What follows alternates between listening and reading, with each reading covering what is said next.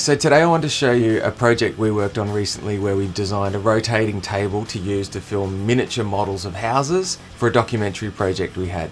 A rotating table is a really cool way of getting dynamic shots of a normally static object, and it works really well for a couple of reasons. One is it makes the camera look like it's actually flying around the object, or it can make the object look like it's floating in space. In our case, it actually looked like it was almost a 3D render. And the trick to this is the light source that would normally just be throwing highlights and a shadow onto a static object actually now wraps around it in different ways. Every time that object moves, it changes the way that the light source is interacting with the sculpting of the object, which is a really cool way of bringing that object to life. So the first breakthrough we had in designing this table was that instead of making it from scratch out of sheets of wood and lengths of wood for the legs, just get two kids' tables. And the reason why this is so cool is it's about the same amount of money it would have cost to buy the raw materials. However, they're already cut precisely, they're painted, they're finished, the hardware's there. So there was a little bit of work to get the tables prepared for the build, which was essentially just dismantling one of the tables, so we were left with just the tabletop, which is going to sit on top of the other table that's serving as the base. So once the tables are prepped, you're going to mount your Lazy Susan bearing in between the two tabletops. So you just draw a line from 2 points on the edge of the table. Then you find the center of that line and you draw a right angle into the very center of the table.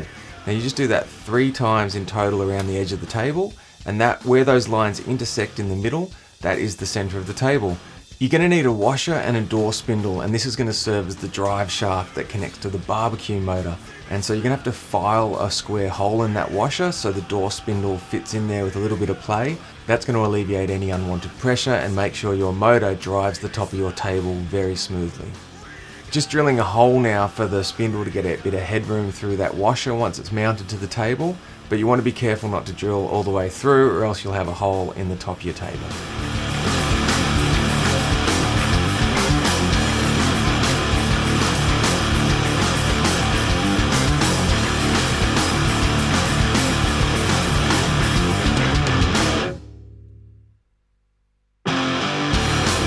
So now we're going to mount a 240 volt barbecue motor. You can get battery powered ones of these. I think they're a little bit cheaper. So if you want to use this in a space and you don't want a lead running into it, definitely get the battery powered one.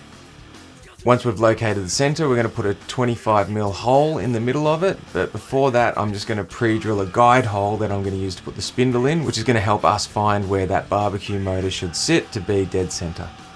So once you know the mounting position for that barbecue motor, you can go ahead and drill the larger 25mm hole. Again, that's just to create some clearance so there's no friction as the door spindle rotates and drives the top of the table.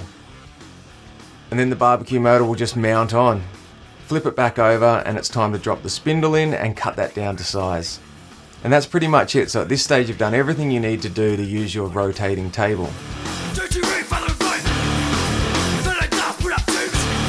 The other cool thing about using the kids' tables is you'll get 2 sets of 4 legs. If you cut 4 of those legs down to about approximately a third of their length, then you'll have a tabletop mode, so you can switch between floor mode and tabletop mode easy peasy.